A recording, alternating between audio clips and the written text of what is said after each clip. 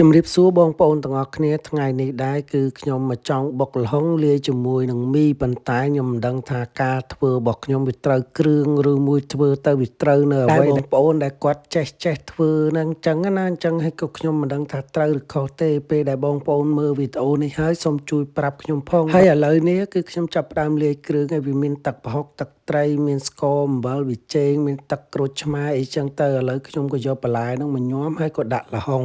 ដល់ពេលបន្ទាប់ពីដាក់ល្ហុងខ្ញុំក៏ដាក់មីយកមកជ្រុំបុកក៏បានមួយសន្ទុះទៅក៏ហើយអញ្ចឹងមីរបស់ខ្ញុំគឺរួចហើយឥឡូវចាប់ផ្ដើមដាក់ចានហើយបងប្អូនហើយនេះចានទី1របស់ Stefan ខ្ញុំក៏ចាប់ផ្ដើមដាក់ត្រីសាម៉ុន2 3ចំណិតនៅលើហ្នឹងអញ្ចឹងឲ្យគាត់ពីព្រោះឲ្យគាត់មិនសូវចូលចិត្តទេហើយនេះគឺចានរបស់ខ្ញុំ